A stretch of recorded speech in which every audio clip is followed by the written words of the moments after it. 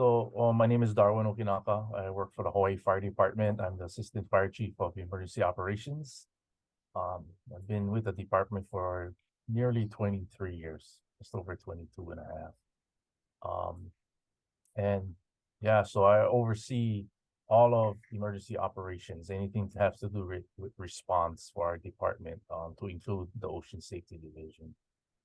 So Can you tell me what kind of emergency responses, like from the most unusual to like the most common, that is typical in Hawaii County?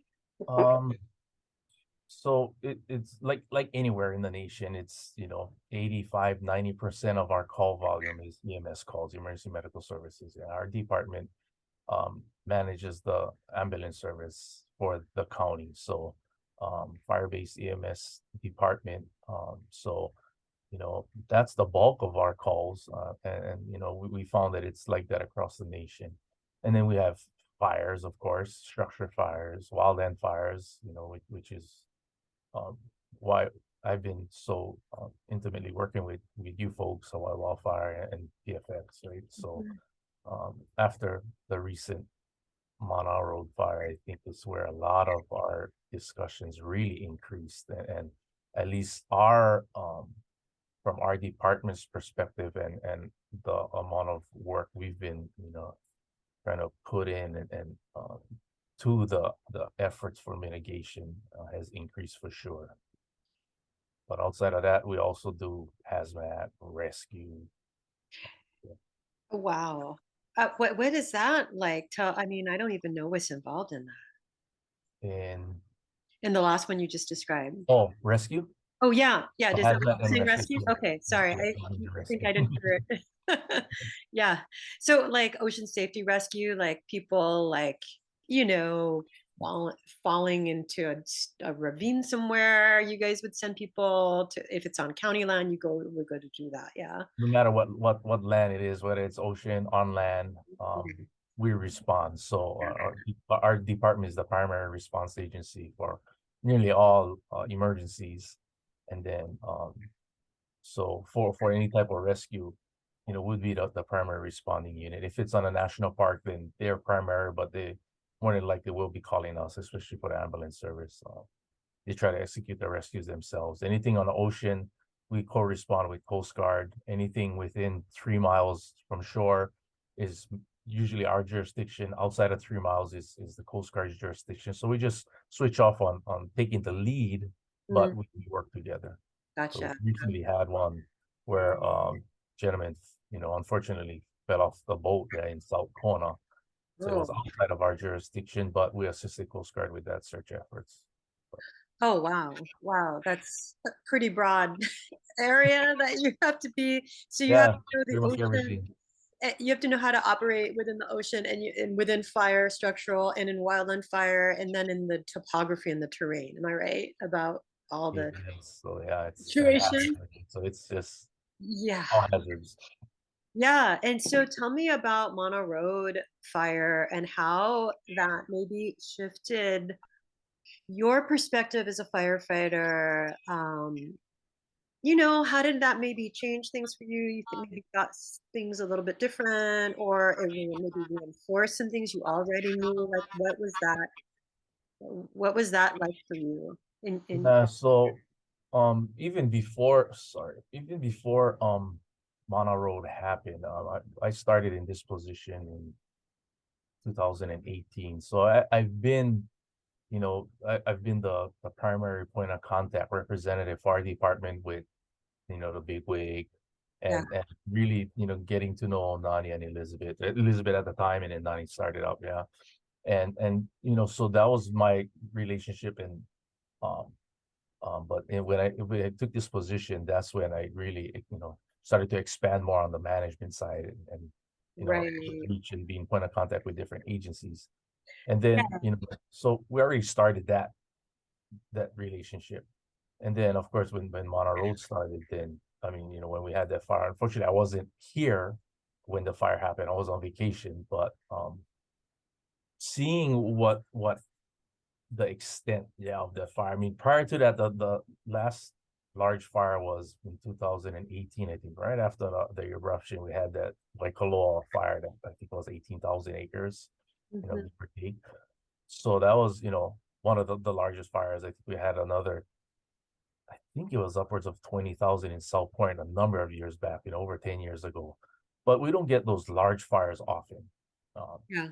Usually it's in vacant land, historically. But this one here, because it started in pasture land, went through a community with Hawaiian homes, and Mhm. actually took a home. Mhm. And, just seeing the need for the community to be more resilient, yeah, and be prepared, along with trying to educate them on the fact that the fire department isn't going to be able to address everything and put everything out, especially if it's a fire of that magnitude.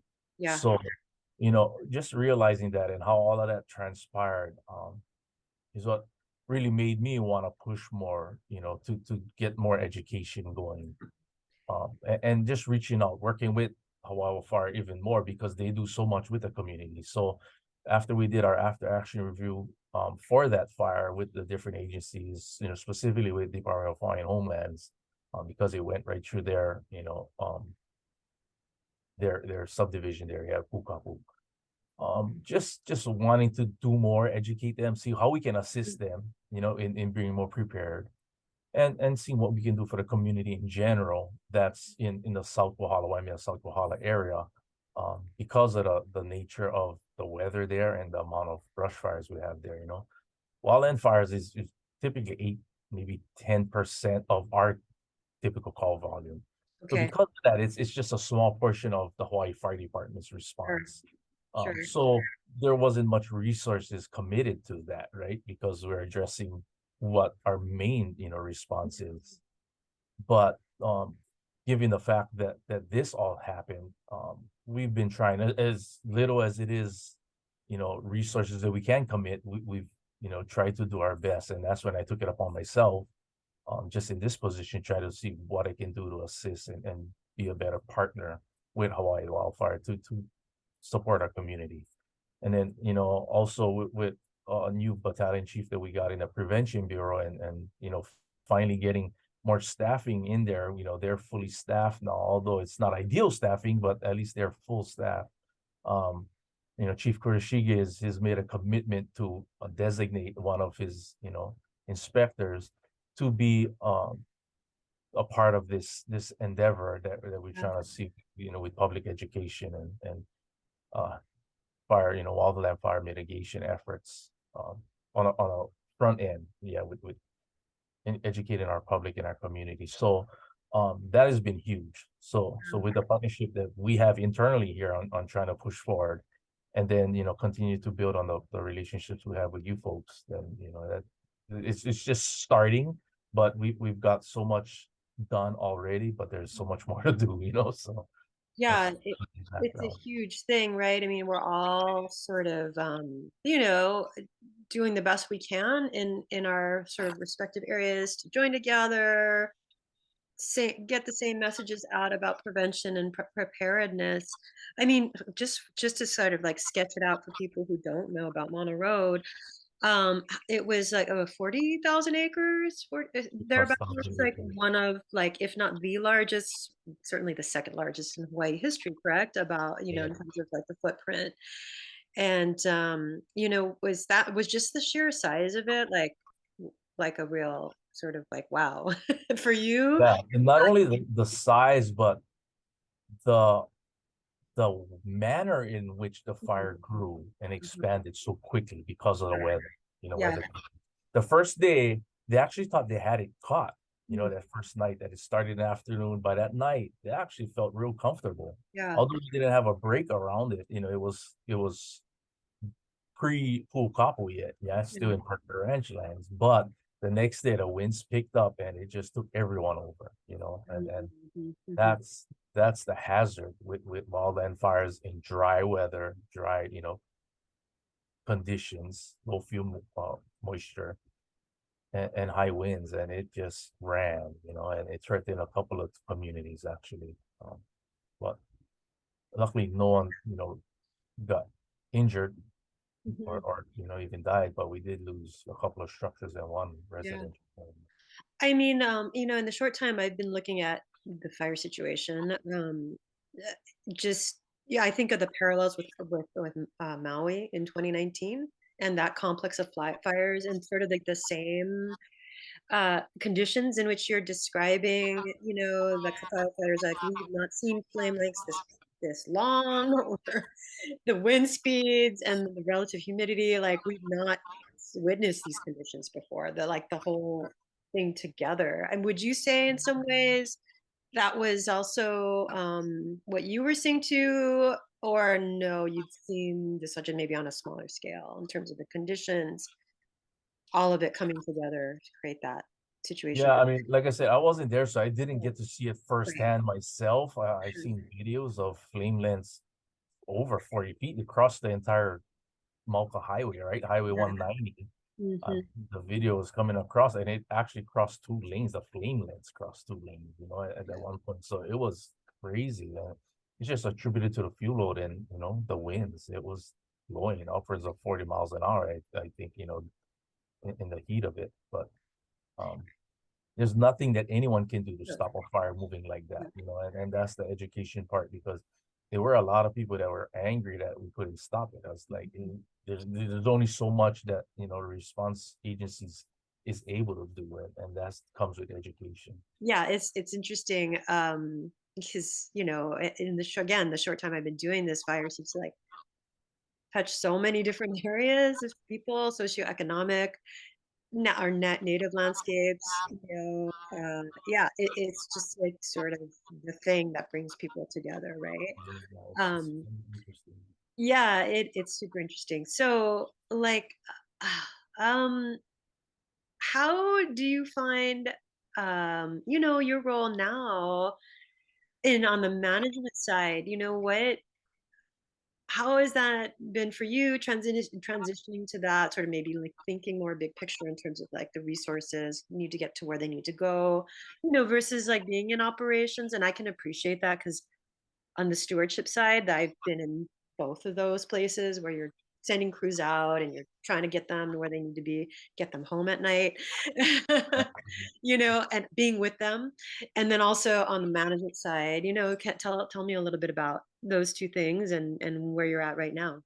Um, well, the response side is just that, right? The response. So we got to maintain preparedness at the company level, right, at all our stations, Yeah. and be ready to respond in the event we have one of these, and then and if it's a large one, it'll go on for days, right? So it's about the commitment and dedication to be able to come to work and respond, and so that's something that I've personally always loved. Yeah, I always loved going to working at brush fires, wildland Yeah. fires in my career. It was something that for us, as the bulk of my career I worked at Central, which is in town. We don't see much wildland fire. So Mhm. when one would happen and they would sending out recalls, for us if we were on 4 days off to come back and work, our entire company would go. We just plan this whole thing and we just go and work, and then get the experience, work hard, and then just eat it up, right? It's just Yeah. eat fire, right? That's what we're here for. um and then slowly becoming a company officer and having to manage our company and your staff and the responsibilities with your personnel, and then the next level with the battalion chief with a little broader scale, which you're coordinating the incidents, and managing resources. And then now at my level, it's just more management and oversight of our overall response, and supporting on the needs of the battalion chiefs and our companies out there. So it's just kind of different on how the processes work, and responsibilities of each level. Yeah. But I miss being out there putting the white stuff on the red stuff. Well, and it's such an immediate satisfaction, right? Yeah. 'Cause, like, you're making a difference right then and there. You can, in my field, when we were building fences in mountains and getting rid of animals inside, you're seeing the forest recover, like, you can look back at the end of the day of fence building and see what you did, same with firefighting, you can look back and see how you actually helped, and then management is a little more abstract. You're empowering That other is a people. great point because you go out there, and no matter what kind of call it is, right? The wildland fire might go on longer. Mhm. that the structure fire might go, a few hours, right?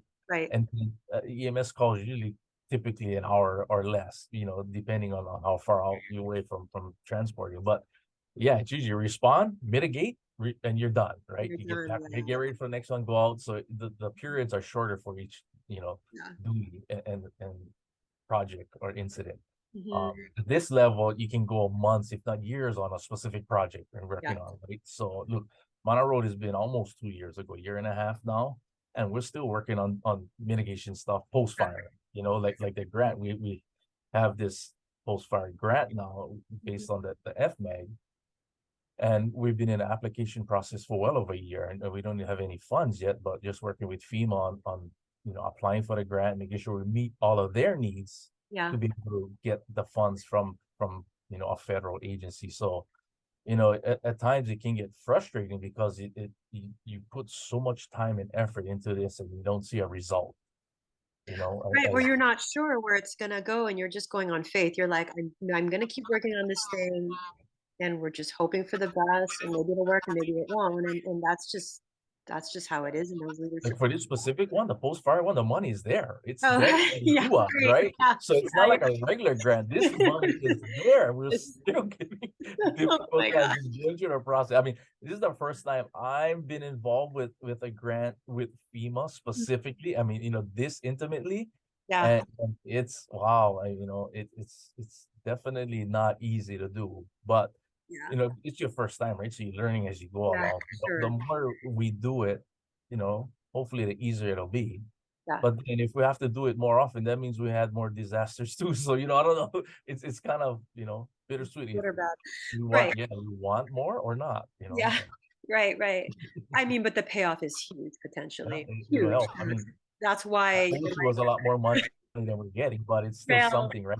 And the funds are going back to the landowners, basically. That's what these projects is going to be for, is specifically to help them with fuels mitigation, defensible space, right? And that's exactly, going back to talking about how the fire affected the community. Now yeah, we come back to educate them, and with these grants that we can help support them and educate them is to protect their homes, right? yeah, If we're not able to put the fire out or stop the fire, if it's in these conditions where the fire is going to be so huge, if they're educated and made the mitigation efforts to protect their homes yeah, with defensible space, um, then there's a better chance that their homes will survive a fire if a yeah. fire encroach on their property. So that's where we're at right now, is trying to reinforce that part of it so that if they're living in these areas where it's a high risk area for fires,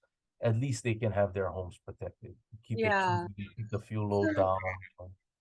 there's like what we can all do. I mean, I think Nani and Elizabeth really put it so well when they're talking about all hands, all lands. It's like takes everybody to do their part in your home, in and around your home, in and around your community. And then you look at it at scale, like you and I've talked about before, which being, meaning like the large landowners, right? And like, um, you know, where those efforts need to go, and I know it's always a resource question, always, right?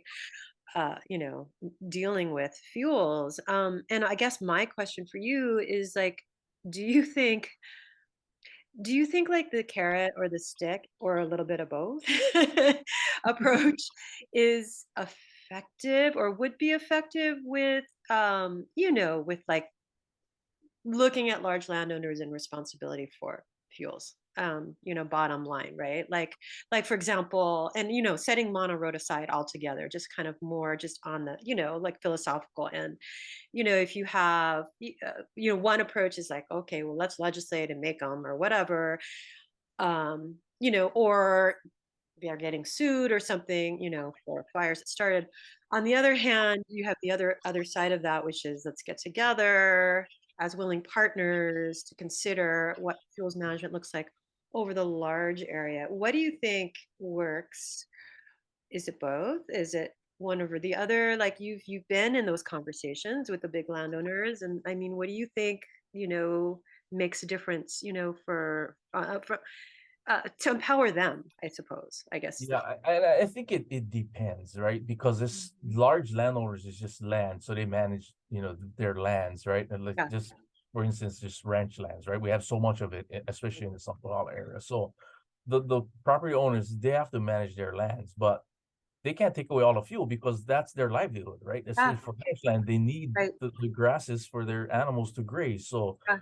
how can we support them in mitigating or managing that to Mhm. minimize the efforts? Now, on the other side with residents, it's a totally different situation. I mean, in Pukapu, they have it's farm lots, right? So it's also pasture lands, but they have their residents there. So Yeah. it's similar in a broad scope because it's still mitigation and managing fuels, but it's different also. So I guess the approach it depends on how specific or what area we're going to be working on. I think Mhm. at times we can be together, or at times it needs to be separate because when it comes down to defensible space around homes, then the large landowners, that doesn't necessarily affect them. I Yeah. mean, they have structures in their areas that they might have to do. So I mean, they have to protect, which may be a part of that. But I think there's a little bit of both. At Yeah. certain times, working with the homeowners, then we just address things with the homeowners, and we do these assessments that we started doing with this home ignition zone Mhm. training and stuff that we got recently.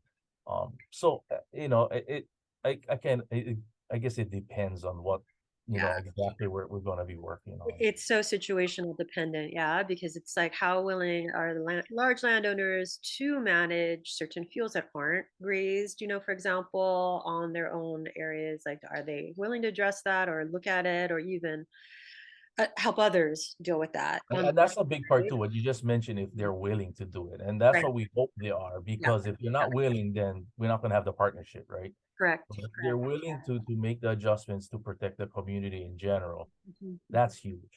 Yeah. And Yeah. then for the homeowners, right? If they're willing to do the work on their properties to assure the safety of their homes, right? They have to be willing to do it because no matter what we teach them and what we try to educate them on, if they're not And willing to absorb that information and do the work, then it's not going to work, what right? can You you have to do? be willing to work. So, do you think, that willingness to do the fuels mitigation has changed in the course of your career? Have you seen more people like, oh, yeah, this is really a thing. We really got to get on it more than before, let's say 10, 20 years ago? Like, it's wildland fire is on the radar for these folks, like more so now than before, or you think it's the same, or I'm not sure. I think it does, but I haven't been involved yeah. in this part of it back then. It's Mhm. only been the past 4 or 5 years that I've been, really working on this. So um, I can't answer for how it was because I really don't know what how it was back then. I Mhm. don't believe it was as big of a push back then. I'm not sure though, because I was like I said, Yeah, I was the boots on the ground just sure. putting out the fires. And we've had them, but not at this magnitude. But of course, right, with the global warming and all of these, weather patterns and changes, the drought effect that we've had here. So, just working with you folks in general and educating myself in this scene, it's like, wow, it's actually changed, with all the work that Mhm. clay folks do Yeah. and seeing the trends, then it's inevitable that you have to realize that is sharing that information now so that everybody understands that it's different now than it was 20 years ago, right? Yeah. So I think the climate has been a big part of it, and Mhm. then also the just the invasive species. And if you don't have any mitigation efforts and management of it, then we see what we see, right? And then Yeah. I think that really brought to light when we had that recent Fire Leadership Council come down, Mhm. right? Mhm. And then just listening to the presenters speak and talk about the land, the Yeah. the fuels, right? The different types of vegetation, and of course the climate and how we manage that. So as I'm still learning so much as we go along myself, Sure. just getting to see all of this and slowly getting little bits and pieces and see, all the different players in what affects a wildland fire is just been intriguing and amazing. And I really love it. I mean, I talked to Nani and Elizabeth and they keep, they're appreciative of the amount of effort and that Interest. Yeah. I want to put in it, but I just love wildland fire. I never had any education in it, just coming up in this career, but Mhm. just having to work with them, and I don't know, I just love doing it, so I wish I could commit more time to it. It has been a big part of my workload, but there's so much other stuff that I have to do, Yeah. in a position also. But I love doing that. I love doing the work with wildfire mitigation. I don't know. It's just It's intriguing. really but it is, as you say, it's like you can see, you can actually see the difference in people's consciousness and actually like in their own communities when they're looking at this thing. I mean, even us, like we were environmental, my husband and I, we've been in this field for a long time. Like he's definitely more, concerned about like the guinea grass patch, like right next to our house. But since I started this job, it's pretty good. It's like, oh yeah, we got to cut that thing down. But getting to the areas, where you spend majority of your time, do you think, in terms of like medical calls or emergency rescues and so forth, do you think like the public has an understanding of all that's involved with, the fire department, emergency services? Do you think the average person even knows how many different hats you guys wear? I No. I, I so, No. I don't. They're like we call them maybe get a cat out of the tree or Yeah, call them yeah, like yeah, the typical person, right? When they calling 911, it's their life crisis, right? Whatever incident they're dealing with, that's their crisis. So right. I don't think they really, not that they don't care, but No, it's they not just don't top know. priority, right? And they don't Yeah. know it, and they go about their regular lives. I mean, there are people that's a little bit more in depth and pay more attention, so they do understand. But yeah, I don't think the average person really does understand that. And one thing that I pretty confident that they don't realize is how much we do with limited resources, Sure. Sure. especially here on Hawaii Island, but not only out in the field, but even here in on the backside, on the support services and our administrative side. Yeah, can Uh, you tell us like what so for example, someone can go get their blood pressure checked, yeah, at the fire station. mhm, I mhm. mean, you can go and go and Yeah, get it and we done, have right? I schools mean, out, right? I mean, COVID affected that a lot because yeah. it's not as open and welcoming as it used to be because Yeah. of all those fears. But Yeah. yeah, we anybody can go to any fire station and request a blood pressure. That's Yeah. that's easy stuff. A lot of people used to love just taking tours of the station. We still have Oh, people asking about that, but yeah, when COVID-19 came by, it just stopped everything. So it just locked everything down. So yeah. there's so much stuff that services that we didn't do, excuse me, at at the company level. Yeah. Up here, it was just day by day. It was just, Yeah. in general. But And what yeah, kind of training does the average firefighter go through? I mean, like, or what kind of trainings do all the different, I mean, like the range, right? Like, so of course, your EMS training, emergency medical services, like that's standard, right, for every firefighter. Are there specialized things that you folks get, um, and you do? yeah, so when you get hired as a firefighter recruit, then you go through 1 year worth of basic training, right? Mhm. Firefighter recruit training. So that is you go through just fire in general, fire essentials, which is a Okay. textbook that covers anything to do with fire, a little Yeah. bit of wildland fire, mostly Mhm. structure fire, just understanding fire behavior. Yeah. Then in that it touches on rescue, what forcible entry, right? You be able to enter homes or structures or even vehicle accidents. So Hmm. there's all kinds of different response and aspects of just the fire service itself with just fire without EMS. And then they have 3 months of EMT training. Every recruit goes to EMT training. So Hmm. Hmm. go Hmm. through and commit to EMT. So everybody comes out EMS training. One thing that our department does that the other counties don't do specifically is we even go one step further with a base level of rescue systems, what we call rescue systems one. So they learn to rappel, they learn to go and do rescue techniques in the ocean, like Yeah. used to be lifeguarding. I mean, we used to do USLA lifeguarding in our recruit training, but a number of years back, we actually got certified by USLA to provide our own training. So what we call aquatics competency Yeah. certification. So, but it's basically the same thing. You learn, you have to swim so much. We have two levels, awareness and operations level. So our rescue personnel needs to maintain operations level, which is a little bit more stringent on the swimming, and then you have to make sure you practice skills, rescue skills. Yeah, that's a lot. And That's a then lot. there's more. I mean, we do basic hazmat training, right? Just Oh, hazmat right. operations training, and then Yeah. we What have a did week of wildland, and we have a month worth of driver training because we have to drive our apparatus. So you have to go and just get your own like a driver's license again for apparatus. So sure. it's a lot.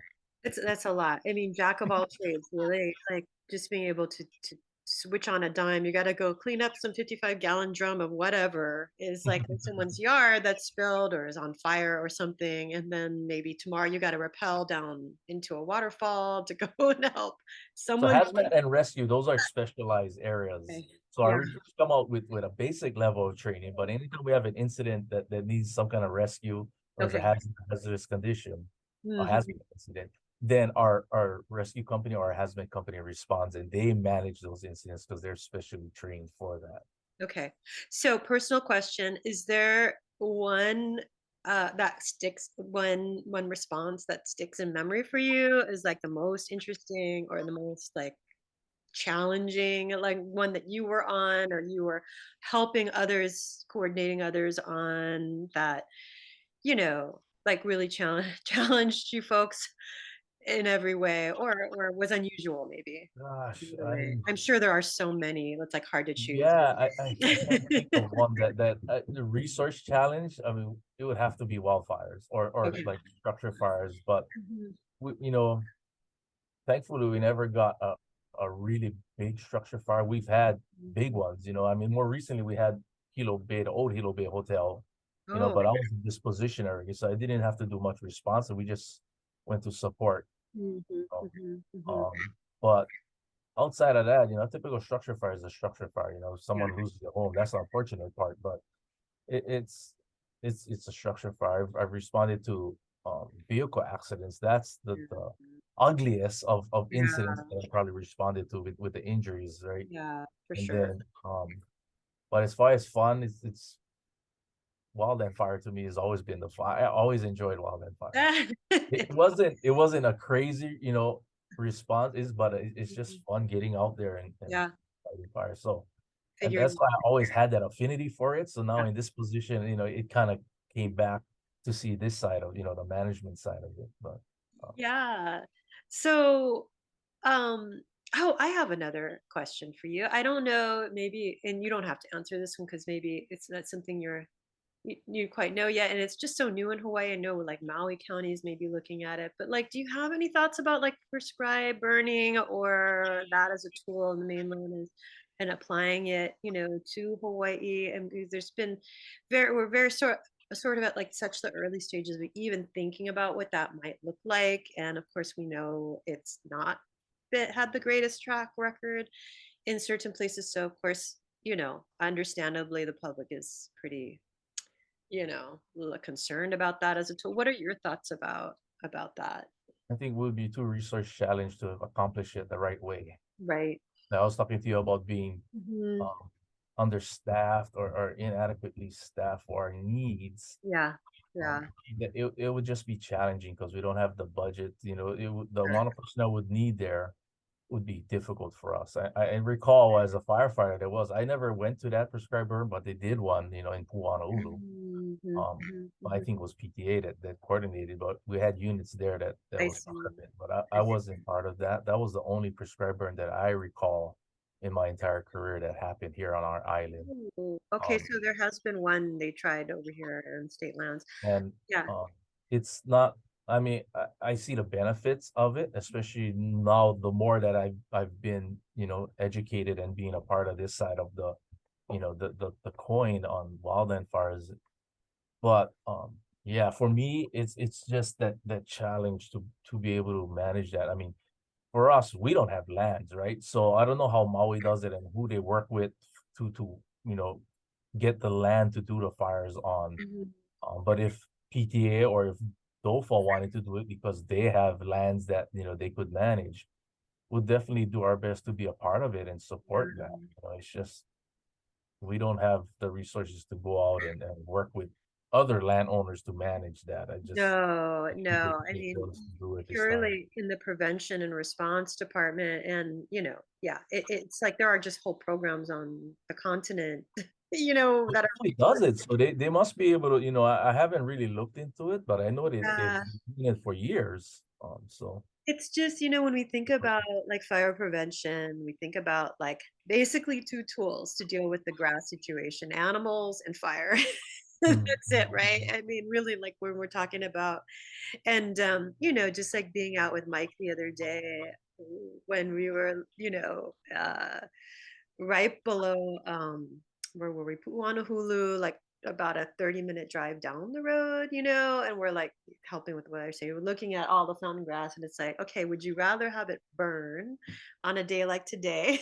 Meaning like it's a little bit rainy, a little bit like cloudy, no wind, or does it burn in other conditions? And that, that was a really like aha moment for me, like, oh yeah, gosh, the plantations, of course they were resourced to be able to manage and do that. They did that it. was their job, right? That's what they That's did. what So they that's why they did. had it. I'm That was a like, big gosh, if part the of their mission. plantations can do it. Yeah. So yeah, it's interesting to like think that because, again, on the natural resource side, we're so used to being like, we cannot have fire. We don't want fire in the native forest. Absolutely not. It is not good. Things go extinct, right? On the other hand, the sea of fountain grass, right? We have all these areas that are going to burn. It's a matter of when.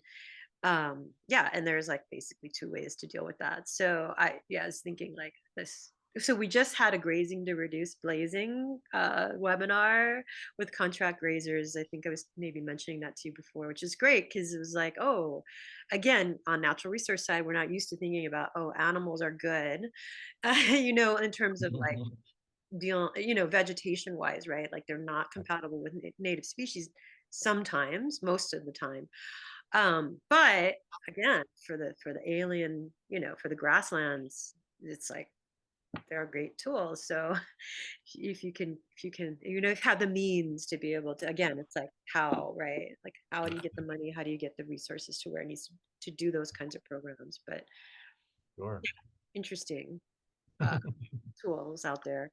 Um, Gosh, anything more you want to tell me, Darwin? We're out here at 12 o'clock. This has been a great interview, Chief. Yeah, one thing I didn't touch on that we've been so blessed is having um the Daniel R. Sayre Memorial Foundation. Yeah. Like Mhm, Laura and Frank Sayre created that foundation after losing their son. He mhm, he fell to his death in Honolulu, in the back mhm. of Honolulu Valley, and Wow. this was some years ago, over 20 years ago.